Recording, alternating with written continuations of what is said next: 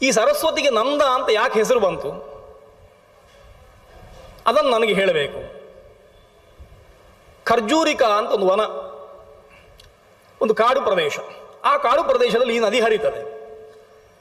ಆ ನದಿಗೆ ನಂದ ಅಂತ ಕರೆದಿದ್ದಾರೆ. ಹಾಗಾಗಿ ನನಗೆ ಅದರ ಮಹಾತ್ಮ್ಯವನ್ನು ಹೇಳಬೇಕು ಅಂತ ಭೀಷ್ಮರು ಪುಲಸ್ತ್ಯರ ಹತ್ರ ಕೇಳ್ತಾರೆ. ಪುಲಸ್ತ್ಯರು ಆ ನಂದೇ ಮಹಾತ್ಮ್ಯವನ್ನು ಹೇಳ್ತಾರೆ. ಸರಸ್ವತಿ ಎನ್ನುವ ನದಿಗೆ ನಂದ ಅಂತ ಹೆಸರಾಗಿದೆ, ಹಾಗಾಗಿ ಆ ಹೆಸರು ಬಂದದ್ದು ಹೇಗೆ, ಸತ್ಯದಿಂದ ಬಂದಿದೆ ಅಂತ ಹೇಳಿ ಸತ್ಯದ ಮಹತ್ವವನ್ನು ಹೇಳಲಿಕ್ಕೆ ಉಪಕ್ರಮ ಮಾಡ್ತಾರೆ. ನಾಚಿದೂರೇ ತತಸ್ತಸ್ಯ ಪುಷ್ಕರಸ್ಯ ಸುಶೋಭನ ಖರ್ಜೂರವನ ಮಾಸಾದ್ಯ ಫಲಪುಷ್ಪೋಪಶೋಭಿತಂ ತತ್ರ ಉಷಿತ್ವ ಪುನರ್ದೇವಿ ವನೆ ಮುನಿ ಮನೋರಮೆ ಸರ್ವರ್ತು ಕುಸುಮಾಕೀರ್ಣೆ ಸಿದ್ಧ ಚಾರಣ ಸೇವಿತೆ ನಂದಾ ನಾಮ ಸರಿಶ್ರೇಷ್ಠ ತ್ರಿಷು ಲೋಕೇಶು ವಿಶ್ರುತ. ಪುಷ್ಕರದಿಂದ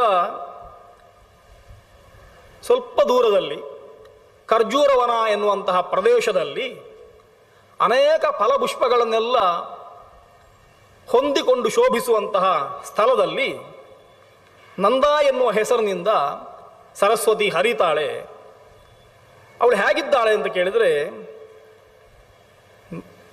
ಮೀನ ನಕ್ರ ಝಷೋಪೇತ ವಿಮಲೋದಕ ಪೂರಿತ ಅಂತ ಎಲ್ಲ ಪ್ರಾಣಿಗಳಿಗೆ ಆಶ್ರಯವನ್ನು ಕೊಟ್ಟಿದ್ದಾಳೆ. ಮೀನ, ನಕ್ರ, ಝಷ. ಮೀನ ಅಂತಂದರೆ ಸಣ್ಣ ಮೀನುಗಳು, ನಕ್ರ ಅಂದರೆ ಮೊಸಳೆಗಳು, ಝಷ ಅಂತಂದರೆ ಸ್ವಲ್ಪ ದೊಡ್ಡ ಮೀನುಗಳು. ಇಂತಹ ಎಲ್ಲ ಜಲಚರಗಳನ್ನು ತನ್ನಲ್ಲಿ ಇಟ್ಟುಕೊಂಡು ಅವುಗಳನ್ನು ಪೋಷಿಸಿ ತಾನು ಹರಿತಾಳೆ ಅಂತ. ಅಂತಹ ನದಿಯ ಮಹಾತ್ಮ್ಯವನ್ನು ಹೇಳ್ತಾ ಇದ್ದಾರೆ. ಅದಕ್ಕೆ ಅವರು ಕಥೆ ಹೇಳ್ತಾರೆ. ಅಥ ದೇವವ್ರತಃ ಪ್ರಾಹ ಕಿಮನ್ಯಾಸ ಸರಿದ್ವರ ಏತನ್ಮೇ ಕೌತುಕಂ ಬ್ರಹ್ಮನ್ ನಂದಾ ಶಬ್ದ ಸರಸ್ವತಿ ಯಥಾಭೂತ ಏನ ಕೃತ ಕಾರಣೇನ ಸರಿದ್ವರ. ನೀವು ನಂದ ಅಂತ ಹೇಳಿದಿರಲ್ವಾ, ಅವಳಿಗೆ ನಂದ ಅಂತ ಹೆಸರು ಬರಲಿಕ್ಕೆ ಏನು ಕಾರಣ, ಆ ಕಾರಣವನ್ನು ಹೇಳಬೇಕು ಅಂತ ಭೀಷ್ಮರು ಕೇಳಿದಾಗ ಅದಕ್ಕೊಂದು ಕಥೆ ಉಂಟು ಅಂತ ಕಥೆಯನ್ನು ಹೇಳಲಿಕ್ಕೆ ಆರಂಭ ಮಾಡ್ತಾರೆ. ತುಂಬ ಉಜ್ವಲವಾದ ಕಥೆ. ಆಖ್ಯಾತಂ ಉಪಚಕ್ರಾಮ ನಂದಾನಾಮ ಯತಸ್ಮೃತ ಕ್ಷತ್ರವ್ರತಧರೋ ನಿತ್ಯಂ ಆಸೀದ್ರಾಜ ಪ್ರಭಂಜನಃ ಪ್ರವೃತ್ತೋಸೌ ಮೃಗಾನ್ ಹಂತುಂ ವನೇ ತಸ್ಮಿನ್ ಮಹಾಬಲಃ ಸ ದದರ್ಶ ತತಸ್ತಸ್ಮಿನ್ ಮೃಗೀಂ ಗುಲ್ಮಾಂತರೇ ಸ್ಥಿತಾಂ. ಒಬ್ಬ ರಾಜ ಇದ್ದ, ಪ್ರಭಂಜನ ಅಂತ ಅವನಿಗೆ ಹೆಸರು. ಸತ್ಯವ್ರತಧರ ಅಂತ ಅವನಿಗೆ ವಿಶೇಷಣ ಕೊಟ್ಟಿದೆ ಪುರಾಣ. ಕ್ಷತ್ರವ್ರತಧರ ಅಂತ, ಕ್ಷತ್ರ ವ್ರತದಲ್ಲಿ ಇದ್ದಾನೆ ಅಂತ, ಕ್ಷತ್ರಿಯನಾಗಿದ್ದಾನೆ, ಕ್ಷತ್ರಿಯ ಧರ್ಮವನ್ನು ಪರಿಪಾಲನೆ ಮಾಡ್ತಾ ಇದ್ದಾನೆ. ಪ್ರಭಂಜನ ಅಂತ ಹೆಸರು. ಆತ ಕಾಡಿಗೆ ಬಂದಿದ್ದಾನೆ. ಸಾಮಾನ್ಯವಾಗಿ ರಾಜರಿಗೆ ಒಂದಿಷ್ಟು ಕರ್ತವ್ಯಗಳು ಉಂಟು. ಆ ಕರ್ತವ್ಯ ಹೆಚ್ಚಾದರೆ ಅದನ್ನು ವ್ಯಸನ ಅಂತ ಕರೀತಾರೆ. ಒಂದು 7 ವ್ಯಸನಗಳನ್ನು ಮಹಾಭಾರತ ಪಟ್ಟಿ ಮಾಡ್ತದೆ, ರಾಜರು ಹಾಳಾಗುವುದು ಹೇಗೆ ಅಂತ. ಅದರಲ್ಲಿ 2 ಪಾಲು ಮಾಡಿದ್ದಾರೆ. ಮೃಗಯ, ಸ್ತ್ರೀ, ದ್ಯೂತ, ಪಾನ ಎನ್ನುವಂಥದ್ದು 4 ಬೇರೆ. ವಾಕ್ಪಾರುಷ್ಯ, ಅರ್ಥದೂಷಣ, ದಂಡಪಾರುಷ್ಯ ಎನ್ನುವಂಥದ್ದು 3 ಬೇರೆ. ವಾಕ್ಪಾರುಷ್ಯ ಅಂತಂದರೆ ತಲೆಬುಡ ಇಲ್ಲದೆ ಮಾತಾಡುವುದು, ಹರಿತವಾದಂಥ ಮೊನಚು ಮಾತಾಡುವುದು. ರಾಜರು ಹಾಳಾಗುತ್ತಾರೆ ಅದರಿಂದ ಅಂತ ಅರ್ಥ. ರಾಜರು ಸಮಾಧಾನವಾಗಿ ನೋಡಿ ಮಾತಾಡಬೇಕು. ಅರ್ಥದೂಷಣ ಅಂತಂದರೆ ಸಂಪತ್ತನ್ನು ಲಂಗು ಲಗಾಮಿಲ್ಲದೆ ವ್ಯಯ ಮಾಡುವಂಥದ್ದು. ಯಾವುದಕ್ಕೆ ಖರ್ಚು ಮಾಡಬೇಕು ಅಂತಿಲ್ಲ, ಲಂಗು ಲಗಾಮಿಲ್ಲದೆ ಸಂಪತ್ತನ್ನು ವ್ಯಯ ಮಾಡುವಂಥದ್ದು. ದಂಡಪಾರುಷ್ಯ ಅಂತಂದರೆ ಯಾರಿಗೆ ಎಷ್ಟು ಶಿಕ್ಷೆ ಕೊಡಬೇಕೋ ಅದಕ್ಕಿಂತ ಹೆಚ್ಚು ಶಿಕ್ಷೆ ಕೊಡುವಂಥದ್ದು, ತನಗೆ ಬೇಕಾದವರಿಗೆ ಕಡಿಮೆ ಶಿಕ್ಷೆ ಕೊಟ್ಟು ಅವರನ್ನು ಉಳಿಸುವಂಥದ್ದು. ಈ ರೀತಿಯ ವ್ಯವಸ್ಥೆಗಳು. ಅದಕ್ಕಿಂತಲೂ ಹೆಚ್ಚು ನಂತರದ್ದು ಬರುವಂಥದ್ದು ಪಾನ, ಕುಡಿತ ಎನ್ನುವಂಥದ್ದು.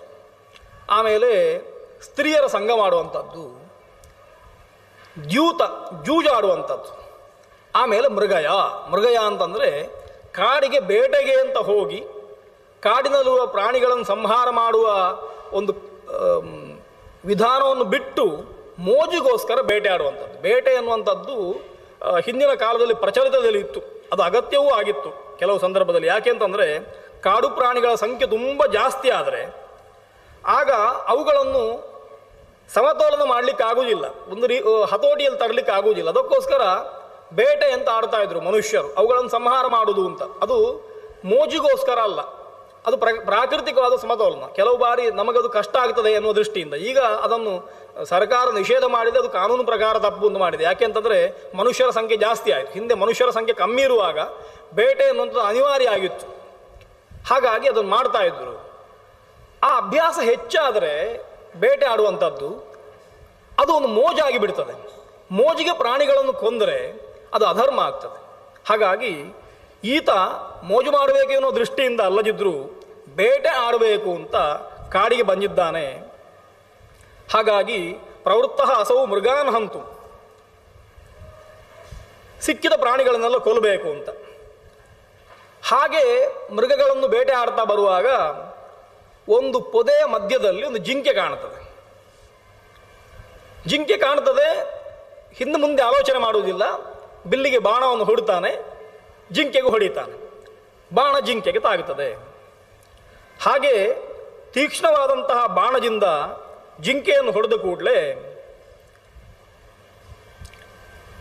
ಜಿಂಕೆ ಅಳ್ಳಿಕ್ಕೆ ಆರಂಭ ಮಾಡ್ತದೆ. ಜಿಂಕೆಗೆ ಭಯವೂ ಆಗಿದೆ, ಒಂದು ಬದಿಯಲ್ಲಿ ದುಃಖವೂ ಆಗ್ತಾ ಉಂಟು, ಸಿಟ್ಟು ಬರ್ತಾ ಉಂಟು. ಅದು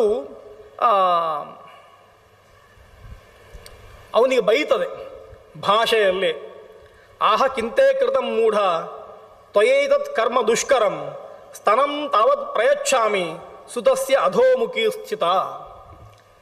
ನೀನು ತಪ್ಪು ಮಾಡಿಬಿಟ್ಟೆ ರಾಜನ್, ನೀನು ಮಾಡಬಾರ್ದಿತ್ತು ಈ ಕೆಲಸ. ಬೇಟೆ ಆಡುವಾಗ ಕೆಲವು ನಿಯಮಗಳಿದ್ದಾವೆ, ನೀನು ಆ ನಿಯಮಗಳನ್ನು ಮೀರಿದ್ದಿ. ಓಡ್ತಾ ಇರುವ ಪ್ರಾಣಿಗಳನ್ನು, ಹಿಂಸೆ ಮಾಡುವಂಥ ಪ್ರಾಣಿಗಳನ್ನು ಕೊಲ್ಲಬೇಕು. ಆದರೆ ನಾನೀಗ ಏನು ಮಾಡ್ತಾ ಇದ್ದೇನೆ, ಸಣ್ಣ ಮರಿ ಉಂಟು, ಆ ಮರಿಗೆ ಹಾಲು ಕೊಡ್ತಾ ಉಂಟು ಜಿಂಕೆ. ಮರಿ ಕೆಚ್ಚಲಿಗೆ ಬಾಯಿ ಹಾಕಿ ಹಾಲು ಕುಡಿತಾ ಉಂಟು. ಈ ಹೊತ್ತಿನಲ್ಲಿ ಅದು ಮುಖ ಕೆಳಗೆ ಹಾಕಿದೆ, ಒಂದು ಪೊದೆ ಒಳಗುಂಟು. ಮರಿ ರಾಜನಿಗೆ ಕಾಣಲಿಲ್ಲ, ಕಂಡಿದೋ ಇಲ್ಲವೋ ಗೊತ್ತಿಲ್ಲ, ಅಂತೂ ಮರಿ ಹಾಲು ಕುಡಿತಾ ಉಂಟು. ರಾಜ ಹೊಡೆದಿದ್ದಾನೆ, ಹೌದು. ಈಗ ಇದು ತಾಯಿ ಎಚ್ಚರಿಸ್ತದೆ ರಾಜನಿಗೆ, ನೀನು ತಪ್ಪು ಮಾಡಿದೆ, ಈ ಹೊತ್ತಿಗೆ ಯಾರೂ ಕೂಡ ತೊಂದರೆ ಮಾಡುವುದಿಲ್ಲ. ನಮ್ಮಲ್ಲೊಂದು ಆಡು ಮಾತಲ್ಲೊಂದು ಮಾತುಂಟು, ಊಟ ಮಾಡುವಾಗ ಯಮ ಕೂಡ ಬರುವುದಿಲ್ಲ, ಕಾಯ್ತಾನೆ ಬಂದರು ಅಂತ. ಅಂದರೆ ಅಂಥ ಹೊತ್ತಿನಲ್ಲಿ ನಮ್ಮ ಸ್ವಾರ್ಥಕ್ಕೋಸ್ಕರ ಇನ್ನೊಬ್ಬರನ್ನು ಪೀಡಿಸಬಾರ್ದು ಅಂತ ಸಾಮಾನ್ಯ ನಿಯಮ. ಧರ್ಮ ಎನ್ನುವಂಥದ್ದು ಈ ರೀತಿಯಲ್ಲಿ ನಿರೂಪಿತವಾದ್ದು. ನಮ್ಮಲ್ಲಿ ಧರ್ಮದ ನಿರೂಪಣೆ ಮಾಡುವಾಗ ಇನ್ನೊಬ್ಬರಿಗೆ ಪೀಡೆ ಕೊಡುವುದನ್ನು ಸುತರಾಂ ನಿಷೇಧ ಮಾಡಿದ್ದಾರೆ ಎಲ್ಲ ಕಡೆಯಲ್ಲಿ. ಧರ್ಮ ಅನುಷ್ಠಾನ ಅಂದರೆ ಹೇಗೆ ಗೊತ್ತುಂಟೋ, ಯಾರಾದರೂ ಮಲಗಿದ್ದಾರೆ ಅಂತಂದರೆ ನಮಗೆ ಅಗತ್ಯ ಉಂಟು, ಅಂದರೆ ನಾವು ಎಬ್ಬಿಸಲಿಕ್ಕಿಲ್ಲ. ನಿದ್ದೆ ಮಾಡಿದವನನ್ನು ಸುಮ್ಮನೆ ಎಬ್ಬಿಸಬಾರ್ದು ಅಂತ. ಅದೇ ರೀತಿ ಊಟ ಮಾಡ್ತಾ ಇದ್ದವನನ್ನು ಯಾವುದೇ ಕಾರಣಕ್ಕೆ ಎಬ್ಬಿಸಬಾರ್ದು ಅಂತ. ದೇವರ ಪೂಜೆಯಲ್ಲಿ ಮಗ್ನನಾದವನನ್ನು ಎಬ್ಬಿಸಬಾರ್ದು ಅಂತ. ಶುಭ ಕಾರ್ಯಗಳಲ್ಲಿ ತೊಡಗಿಸಿಕೊಂಡವನಿಗೆ ತೊಂದರೆ ಕೊಡಬಾರ್ದು. ಶ್ರಾದ್ದಾದಿ ಕರ್ಮಗಳಲ್ಲಿ ದೀಕ್ಷಿತನಾದವನಿಗೆ ತೊಂದರೆ ಕೊಡಬಾರ್ದು. ಯಜ್ಞ ದೀಕ್ಷಿತನಾದವನಿಗೆ ತೊಂದರೆ ಕೊಡಬಾರ್ದು. ಹೀಗೆ ಧರ್ಮ ಯಾರಿಗೂ ತೊಂದರೆ ಕೊಡಬಾರ್ದು ಅಂತ ಹೇಳುವಾಗ ಅವರು ಮಾಡುವ ಕೆಲಸವನ್ನು ನೋಡಿಕೊಂಡು ಹೇಳ್ತಾ ಉಂಟು. ನಮ್ಮ ಸ್ವಾರ್ಥ ಇದ್ದರೂ ಅವನನ್ನು ಆ ಕೆಲಸದಿಂದ ಚ್ಯುತನನ್ನಾಗಿ ಮಾಡಬಾರ್ದು, ನಿಮಗೆ ತೊಂದರೆ ಆಗ್ತದೆ ಅಂತ ಹೀಗೆ ಹೇಳ್ತಾ ಉಂಟು. ಇದನ್ನು ರಾಜರಿಗೆ ಸಣ್ಣದಿರುವಾಗಲೇ ಕಲಿಸಲಾಗುತ್ತದೆ.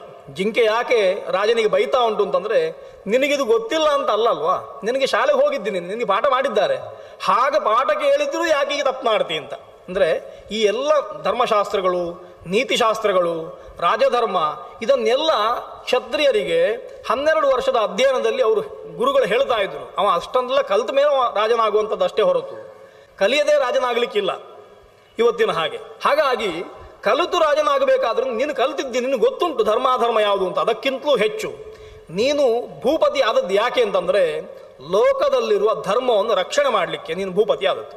ಹಾಗಾಗಿ ನೀನು ಮಾಡಿದ ತಪ್ಪು ಅಂತ ತರ್ಕ ಸಹಿತವಾಗಿ ಜಿಂಕೆ ಹೇಳ್ತಾ ಉಂಟು. ರಾಜನಿಗೆ ಮುಜುಗರ ಆಗ್ತದೆ, ಯಾಕೆ ಅಂತಂದರೆ ಅವನಿಗೆ ಮಾತಾಡಲಿಕ್ಕೆ ಆಗ್ತಾ ಇಲ್ಲ. ಜಿಂಕೆ ಹೇಳುವುದರಲ್ಲಿ ಯಾವುದೇ ತಪ್ಪಿಲ್ಲ.